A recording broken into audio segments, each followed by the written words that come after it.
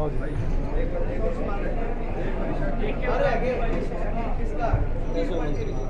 है भाई, अब तो आप ही करो, बैठे रहेंगे। अच्छा जी, और क्या जब आपका ही है फ्रेंड्स की वार्ता का विधिवत शुरुआत कर रहे हैं हम। आज की जो प्रेस कॉन्फ्रेंस है, सबसे पहले आपसे क्षमा, 15-20 मिनट हम लेट से हैं, देरी से हैं। उम्मीदवार जी कई कार्यक्रम में व्यस्त थे।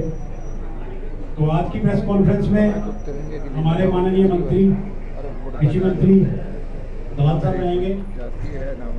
हमारे जो उम्मीदवार हैं वो रहेंगे और शमशेर खरखड़ा जी रहेंगे। प्रेस की विधिवत शुरुआत कर रहा हूँ आदरणीय योगेश्वर दत्त जी से, जो हमारे विधानसभा के प्रत्याशी हैं। सभी को राम राम। हमारे आदरणीय कृषि मंत्री जेपी दलाल जी, शमशेर खरखड़ा जी, सभी पत्रकार बंधुओं, सबसे पहले तो मैं देरी के लिए माफ़ी चाहूँगा आप लोगों से।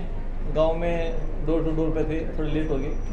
उससे अलग आज आप लोगों के सामने हूँ और बस अपनी कुछ मेरी बातें हैं वो ही आप लोगों के साथ रूबरू करूँगा। देखो, मेरे को भारतीय जनता पार्टी ने दोबारा मौका दिया है, इलेक्शन में यहाँ से टिकट दी है मेरे को, और मेरा एक ही मकसद है इस इलेक्शन में और राजनीति में आने का कि यहाँ के लोगों की सेवा करनी, जो भी यहाँ की समस्याएं हैं वो दूर करने की कोशिश करनी, और दो चीज़ें दूर हुई भी हैं। मैं बचपन से हमेशा देश के लिए खेला हूँ, देश के लिए लड़ा हूँ। राजनीति का मेरे को कोई भी अनुभव नहीं है इतना, और ना मैं कभी राजनीति बात करता। मैं जो बात करता हूँ दिल से और बिल्कुल सच्ची आत्मा के साथ करता हूँ। कोई बात ठीक है तो ठीक है और गलत है तो गलत है। मेरी हमेशा से ही वो चीज़ें रही हैं, बचपन से वो आदत है, और अभी 1 साल मेरे को राजनीति में आया हुआ है तभी वही है। और मैं तो बस एक चीज़ सोच रखी है, जैसे देश के लिए मैंने ओलंपिक मेडल जीता था, उसी तरीके से यहाँ पे भी लोगों की सेवा करके, जैसे जब लोगों ने इतना प्यार मान सम्मान दिया था, आशीर्वाद दिया था, वही प्यार आशीर्वाद मान सम्मान और वही चीज़ मैं अब जीतना चाहता हूँ। मैं डीएसपी की नौकरी 10 साल की थी, प्रमोशन थी एसपी की, वो छोड़ के यहीं इसीलिए आया था कि जो यहाँ की समस्याएं हैं उनको दूर करूँ। पर राजनीति में आगे बहुत सी चीज़ें पता भी लगी हैं कि समाज में किस तरह की मतलब बात चलती रहती है, क्या क्या होता है। और मैं तो बचपन से मतलब हर जगह गया हूँ, हर गांव में गया हूँ, हर शहर में गया हूँ, देश के हर कोने में गया हूँ। विदेशों में कोई शायद ही कोई ऐसा देश बचा होगा जिस देश में मैं नहीं गया हूँ। मैंने कभी हमेशा एक नज़र से देखा सबको। बचपन से मैं 7 साल की उम्र से मैंने पहलवानी स्टार्ट की। बचपन से मेरा किसके साथ मरा, किसके, मेरे कभी किसी का बैकग्राउंड नहीं उठाया देखा हमने। जो हमारे साथी पहलवान रहे हैं या कोई और भी खेल बच्चे रहे हैं, हमने बस एक चीज़ देखी है, इंसानियत। कि हमारे मतलब जो खिलाड़ी साथी हैं वो देश के लिए क्या करते हैं, बस देश के लिए कुछ करने की सोची, और वही देश के लिए कुछ करने का जज्बा था जो मैं आज यहाँ तक पहुँचा हूँ। यहाँ तक भी मैं अपने खेल के कारण पहुँचा हूँ।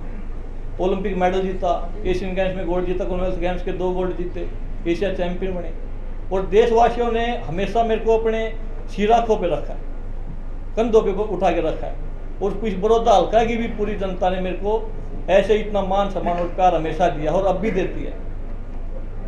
कुछ भाई बंधु मतलब ये जाति प्रथा में इतना, जात पात में इतना बांटने की कोशिश करते हैं, उसमें हम तो कभी बटे नहीं, क्योंकि मैं तो बचपन से वो चीज़ देखी है। सबके साथ एक थाली में खाया, 6-7 पहलवान है अखाड़े में रहते थे, एक थाली में खाया करते, एक थाली में सब्जी डाल लिया करते, उस समय टुकला खाया करते। और मन तो एक चीज़ इसमें राजनीति में जो हम आए हैं बस एक है कि यहाँ का विकास हो, और कोई कुछ वो नहीं, हम तो कुछ करने के लिए आए हैं। सबको एक नज़र से देखते हैं। और मैंने कल भी बताया था और हमेशा बताता हूँ कभी से कि मेरी तो बस एक ही चीज़ है, इंसानियत, और इंसानियत के लिए मेरे को काम करने हैं। और आज अब यहाँ पे उपचुनाव है, आप पत्रकार बंधु आप सबको पता है, क्योंकि इससे पहले भी तकरीबन मेरे से सभी मिले हुए हैं। कहीं भी मेरी किसी भी बात में कोई छल कपट हो तो आप लोग बता सकते हैं। मेरे ऊपर शायद ही कोई मतलब है इस तरह की कोई टिप्पणी कर सकता है। बस एक मैं तो ये दोबारा मेरे को मौका मिला है अपने बड़ौदा की जनता से एक बस यही प्रार्थना करता हूँ और एक ही विश्वास दिलाता हूँ कि मैं हमेशा उनकी सेवा के लिए जी जान लगा दूंगा। मेरे को कुछ नहीं, बस एक ही चीज़ दिखती है कि जो परेशान हो उनकी परेशानी दूर करनी, जो भी समस्याएं हो, वो चाहे बिजली पानी की समस्या हो, चाहे खेलों की हो। और मैं खिलाड़ी, मेरे को पता है कि और खिलाड़ी क्या, हम मध्यम वर्ग के परिवार से आए हैं, माता पिता टीचर थे, ज़मीन भी ज़्यादा नहीं, 5 एकड़ ज़मीन थी, खेती भी करते थे, बचपन में छोटे छोटे थे हम भी करते, उसके बाद दिल्ली चले गए। बड़ी मुश्किल तक खर्चा निकलता था क्योंकि काफ़ी, और बाहर जाने के बाद तो वैसे ही बहुत ज़्यादा परेशानी होती है, खर्चे बढ़ जाते हैं। वही चीज़ें इस राजनीति में ये आने अभी कारण मेरा यही है कि मैं खेलों की बात हो चाहे शिक्षा की बात हो कि युवाओं के लिए, बच्चों के लिए कुछ करूं, जो समस्याएं ग्राउंड रूट पे हैं उनको दूर करने की कोशिश करूं। और वो राजनीति में आगे हो सकती थी, इसलिए मैं इसमें आया हूं। और अभी आप सबके माध्यम से बस एक ही बात मैं कहना चाहता हूँ, यहाँ पे उपचुनाव है, बड़ौदा की जनता, बड़े बुजुर्गों से, माताओं बहनों से, सभी से मेरी हाथ जोड़ के ये एक विनती है कि मैं आपका बेटा, आपका भाई हूँ। मेरे में बस एक खिलाड़ी को देखें जिसने देश के लिए मेडल जीता है, जो कुछ आगे भी करना चाहता है। एक बार मौका चाहिए मेरे को, और 4 साल सरकार के हैं, सरकार के साथ एक बार हमें मौका में देखो, अगर हम अच्छे नहीं लगाएं तो हमको आगे मौका बेशक ना दो। और इंसानियत देख लो, जो भी है उसमें हमें कहीं कमी लगती है तो बताओ, उस अलग कोई कमी मेरे में लगती है तो बताओ, उस कमी को हम दूर करने की कोशिश नहीं, दूर ही कर देंगे। जो कमी होगी, मैं बचपन से चीज़ें सीखी हैं कि जो कमी हो अपनी दूर करनी चाहिए, और उसी बात के लिए मैं आज भी डटा हूँ। मेरे को जो कमी लगती है तो उसको दूर करता हूँ। योगेश्वर, आप बार-बार इंसानियत की बात कर रहे हैं। उनकी प्रेस कॉन्फ्रेंस पूरी हो गई ना, तुमको बोल रहे तो उसके बाद प्लीज आप बोलो ना। चलो ठीक है, अच्छा थोड़ी लगता है, वो आपको बुलाएंगे, कहेंगे आप बोलो तो बोलो। नहीं, ठीक है जी। ये तो बात हो गई। अब तो कुछ हाँ, मैं आपको माइक दे रहा हूँ, जिस किसी का भी सवाल होगा। नहीं, मेरी आवाज़ ठीक है, आप बार-बार इंसानियत की बात कर रही है योगेश्वर, तो आप ये चीज़ राजनीति में क्यों, आप एनजीओ में जा सकते थे, एनजीओ के थ्रू भी कर सकते थे, तो राजनीति ही क्यों? देखिए, एनजीओ के थ्रू अलग चीज़ें होती हैं, राजनीति में अलग चीज़ें होती हैं। वो चाहे किसी गांव में नहरी पानी पहुंचाने की बात हो, कहीं कॉलेज उठाने की मांग हो, मुख्यमंत्री तक जो अपनी बात पहुंचाने की चीज़ हो, एक आसान तरीका होता है। वो चीज़ें तो फिर मैं एनजीओ की बजाय अपने पीडीएस में रहते हुए भी कर सकता था, पर कोई काम जल्दी कैसे हो सकता है, बात है उस चीज़ की। तो आपको लगता है कि पावर के जरिए ज़्यादा, वो तो आपको ही पता है, पावर से ही सब काम होते हैं, बिना पावर के कुछ काम होता ही नहीं। तो पिछली बार क्या रहा था, आपको वो कमियाँ आपकी बार? देखिए, पिछली बार कुल 15 दिन का टाइम हमें मिला था, हम लोगों तक नहीं पहुंच पाते, अपनी बात नहीं पहुंचा पाई। मेरे को तो तकरीबन जानते, पर मैं किसी को नहीं जानता था। आज हर गांव में युवाओं के साथ जुड़ा हूं मैं, हर गांव में परिवार के एक पारिवारिक संबंध बनाए हैं हमने। वो चीज़ें हैं, 1 साल से मैंने वही काम किया है। वो चाहे कोरोना काल हो, कोरोना काल में भी तब तक तो अभी इलेक्शन कुछ है, क्योंकि जो कृष्ण हुड्डा जी थे उनका देहांत स्वर्गवासी हो चुके हैं, जब तक तो वो थे उनका स्वर्गवास नहीं हुआ था, तब भी मैं कोरोना काल में भी मैं लगा हुआ था। सर, मेरा एक सवाल है, इस तरह के वादे किए हैं, यहाँ पे मुख्यमंत्री दलाल भी बैठे हैं, और शिक्षा को लेकर काफ़ी आपने पिछड़ा था ये क्षेत्र, उसको लेकर आपने कुछ घोषणाएं की है, तो कॉलेज की हों चाहे दूसरी घोषणाएं हैं। आज आपने प्रत्याशी उतारा है यहाँ पे, और कितना ये जो आपके वायदे हैं वो धरातल पे पूरे हो पाएंगे? आपसे मेरा एक सवाल है कि जो आपने वायदे किए हैं बड़ौदा को, ये धरातल पे पूरे हो पाएंगे? देखिए, हमने 2 कन्याओं के लिए कॉलेज मंजूर किए थे जो शुरू हो चुके हैं। ये वायदे नहीं है, ये चीज़ जो है धरातल पे आ चुकी है। कल की कैबिनेट हमने वायदा किया था कि जनता बटाना कॉलेज को यूनिवर्सिटी बनाएंगे। पहली हमारी कैबिनेट मीटिंग थी, कैबिनेट में एजेंडा था। अधिकारियों ने कहा जी ये कोड, उसका आचार संहिता का उल्लंघन है, आप नहीं कर सकते, इसलिए हमने उसको रेफर किया है। हमने कोई देरी नहीं लगाई, सारी कार्रवाई, हमारी एक कार्य प्रणाली ये है कि घोषणा करके काम नहीं चलते, मंजूरी करके घोषणा करते हैं। और बड़ौदा हल्के के अंदर जो भी कुछ आपकी जानकारी में आई है वो हर चीज़ मंजूर हो चुकी है। विकास के कामों के टेंडर हो चुके हैं, ठेके उठ चुके हैं, काम भी आपको होते हुए दिखाई दे रहे हैं। एक IMT का काम है, वो सिद्धांतिक रूप पे हमने मंजूरी कर ली, और एक जो आपके यहाँ कारखाना लगना है इसका धान का मुरलाना में, ये और एक यूनिवर्सिटी का काम, 3 काम की इसकी वजह से रुकी हुई है कि एकदम से तारीख आ गई। बाकी काम सारे मंजूर हो चुके हैं, और इसकी भी हम आपसे गारंटी देते हैं कि कल भी हम सोच रहे थे कि कर दे, लेकिन सारे अधिकारियों ने कल ये मुद्दा आया, कैबिनेट ने कोशिश की थी कि भी चलो जब तक चुनाव नहीं हो जाता अगली कैबिनेट में इसको ले आए। इससे जुड़ा हुआ एक सवाल है सर, उसी दिन घोषणा हुई तारीख की, आचार संहिता लग गई थी, 3 बजे आपकी पार्टी मुख्यमंत्री जी ने बहुत सारी घोषणाएं बड़ौदा को लेकर करने की बात कही थी, लेकिन वो 1.5 घंटा वो चीजें सारी मंजूर, वो घोषणा नहीं थी, वो शिलान्यास थे। वो सारी चीजें मंजूर करके टेंडर लगवा के शिलान्यास के पत्थर लगवा के हम लेके आए थे, और क्योंकि अचानक इलेक्शन की घोषणा होगी तो हमने आचार संहिता का पालन किया और कहा भी काम तो हो गए, वो सिर्फ पत्थर पे पर्दा नहीं हटाया, वो लोगों ने अपने आप हटा लिया। सारे के सारे जो पत्थर लगे थे वो सारे काम मंजूर है, काम शुरू हो गए, काम नहीं रुके हैं। सिर्फ ये है कि उसको जो आचार संहिता का उल्लंघन ना हो, इसलिए उसका पर्दा हटाने के लिए स्थगित किया था।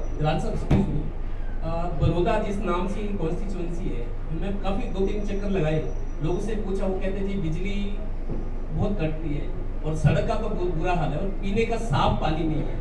अगर आप ये कहते हैं भूपेंद्र सिंह हुड्डा सरकार ने काम नहीं किए थे, 5 साल तो उनकी सरकार रही, लेकिन 6 साल तो आपको भी हो गए, तब आपने भी नहीं किए। भूपेंद्र सिंह हुड्डा और कांग्रेस 54 साल की माफी मांगे, कमी हो गई 6 साल की कमी हम मान लेंगे।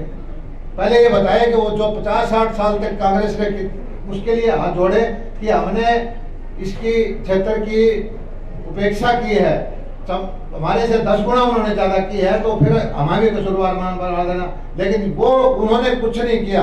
और हम जब करने की कोशिश करते हैं तब वो कहते हैं कि तो वोट के लिए कर रहे हैं, ये इस चीज के लिए कर रहे हैं, ब्लेम गेम।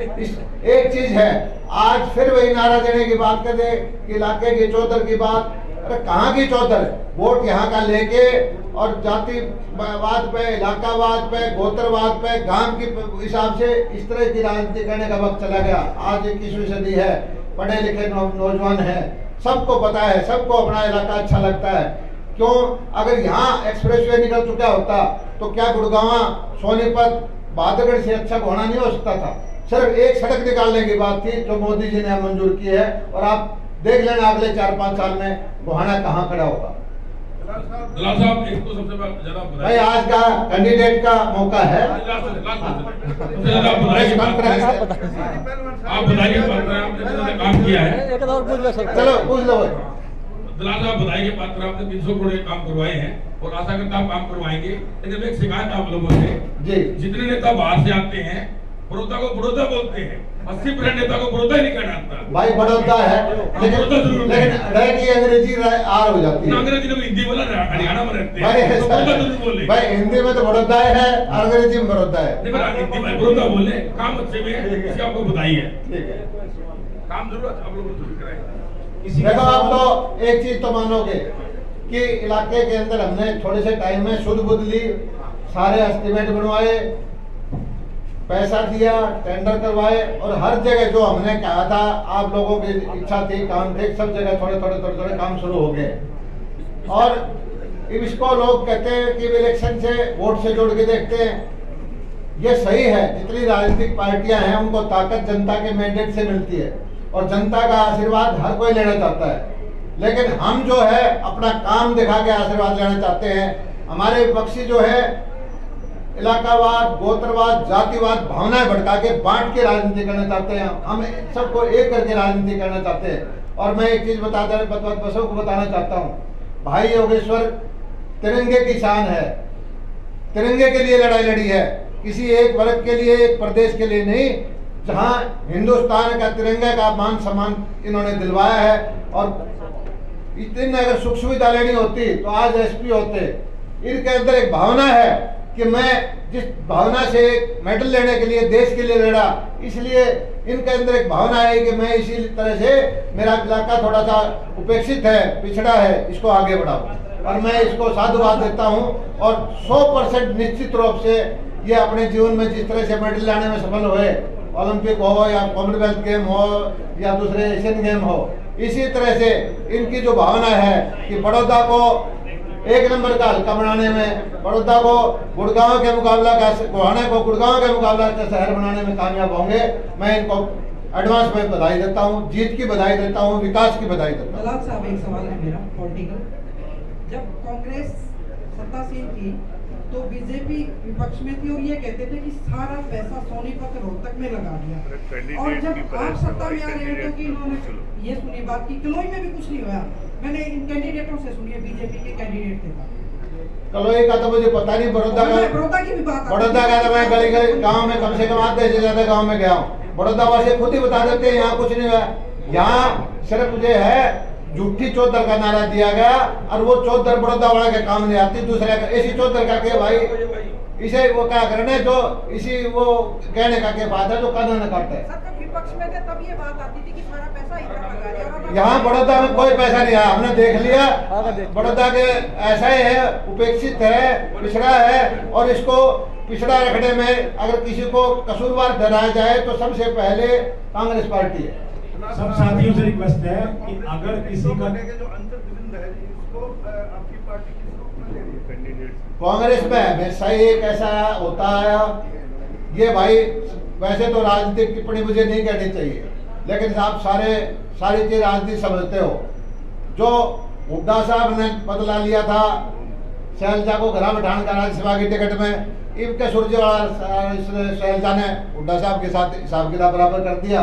और यहाँ कांग्रेस वालों में वैसे कांग्रेस पार्टी एक ऐसी भली पार्टी है, उसको बाहर वालों की जरूरत नहीं पड़ती है, आपका निपटा ले एक दूसरे ने।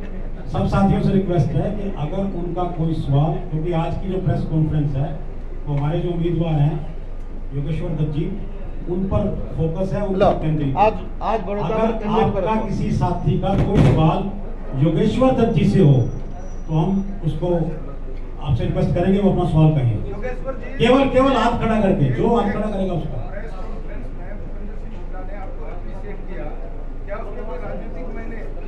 नहीं देखिए, मैंने बताया कि इतना पता नहीं, अगले कोई नेता कुछ बोलता है तो वो क्या सोच के बोलता है, मैं वो इतनी नहीं सोचता, पर जो बातें मेरे को पता लगती है उसका जवाब मैं दे देता हूँ।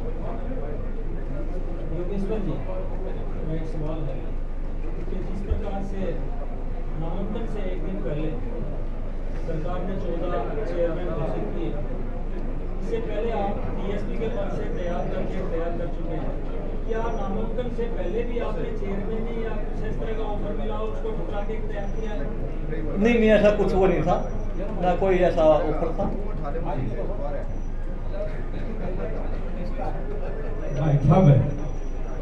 एक तो बात हमने देखी, तीरथ राणा ने पीछे बताया था मैं जय श्री राम के नाम से टिकट काट के लाया, बरोदे में पूरी काट फाट कर लेती, यो टिकट में कौन सा दाव लगाया अपना लाने का, इसका होगा। देखिए भाई, मेरा मानना है कि मेहनत ही सबसे बड़ी चीज है, और हर चीज की काट मेहनत है। पिछली बार मेरे को विश्वास था, पार्टी ने टिकट दी थी, मैंने कुश्ती में मेहनत की थी, उसकी मेरे को टिकट मिली। उस बार 1 साल जो मैंने मेहनत करी है हल्के में, मैं जो, और आप सब ने पता ही है कि चाहे कोरोना टाइम हो, मैं हर गांव में गया हूं, जो भी मेरे से हो मैंने वो चीज़ें की हैं, और उसी को देखते हुए इस बार टिकट मेरे को पार्टी ने दी है। योगेश्वर जी, आप कह रहे थे कि अगर मैं डीएसपी लगा था तो अपनी काबिलियत से लगा था, लेकिन कहीं ना कहीं भूपेंद्र सिंह हुड्डा कहते हैं कि काबिलियत तो बहुत लोगों में थी, और अब अगर काबिलियत है तो आप क्यों नहीं आप प्रूव कर पाए? देखिए, अभी भी डीएसपी लगे हैं, और साथ मैं बताऊं कि आपको अगर उठाओगे तो सबसे ज़्यादा नौकरियां स्पोर्ट्स कोटे में ये अभी लगी हैं, और जिसमें काबिलियत थी वो लगे हैं और अभी भी लगे हैं। कोई जो वर्ल्ड चैंपियन को पहलवान हो या कोई भी खड़े हो, ओलंपिक मेडलिस्ट हो, आप देखोगे वो अच्छी नौकरी पर चाहे वो कहीं भी हो, वो बात हरियाणा की नहीं है। अब देखो, मैंने बताया कि भाई मैं खिलाड़ी हूँ, ये जो चीज़ें हैं ये मेरे को इनका इतना ज्ञान नहीं है, ये हटाए हैं तो क्यों हटाए हैं मेरे को, जब ये, हाँ मैं एक बात कर सकता हूँ, खिलाड़ी के लिए हमेशा साथ खड़ा रहूँगा, उनकी आवाज़ बन के, चाहे मैं कहीं भी हूँ, क्योंकि मैं खिलाड़ी, मेरे को पता है खिलाड़ी कितनी मुश्किल से बनता है। बस एक मैं वादा कर सकता हूँ कि मैं हर कमज़ोर के साथ, हर खिलाड़ी के साथ, कोई भी परेशान होगा तो मैं उसके साथ हमेशा खड़ा रहूँगा। किसी और का कोई सवाल योगेश्वर दत्त जी से?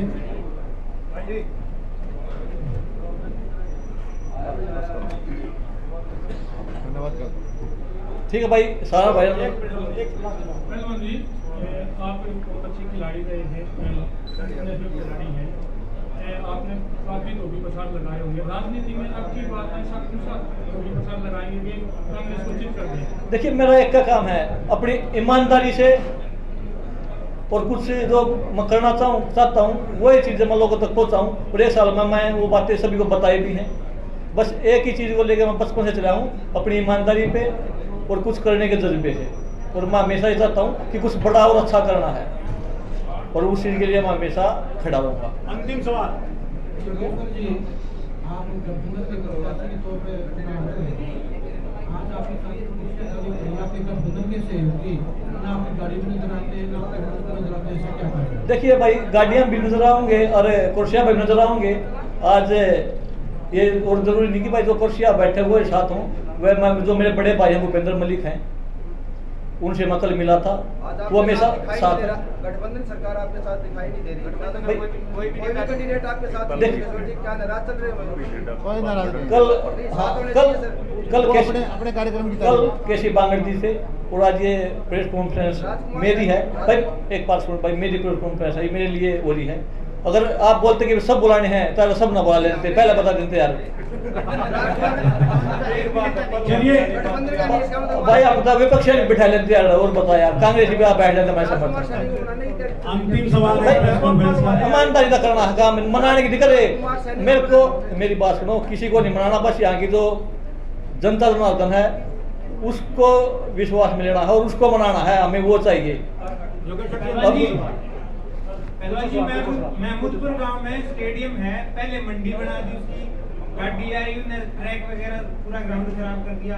जो गांव के खिलाड़ी हैं, कई दिन का लगातार आप तभी मिले होंगे, नहीं भाई, स्टेडियम की हालत बहुत खराब है, वो रैली स्थल बना दिया, लगातार खिलाड़ी दिक्कत उस है। खिलाड़ी को पहले ट्रैक के लिए मैं तो मिले थे, वो बात उन्होंने पहुंचा दी, और वो वहाँ पर ट्रैक की शायद वो मंजूरी भी होली होगी, वो ट्रैक के लिए मेरे से मिले थे। अभी उसको रैली के लिए वो किया, उसका मेरे को नहीं पता बिल्कुल भाई। अगर वो होंगे तो जरूर उनके बारे में हम बात करके वो उसकी भी रिक्वेस्ट करेंगे कि वो ऐसा ना हो। आप सबका बहुत बहुत धन्यवाद। राम राम मंच के लिए मंत्री का सवाल।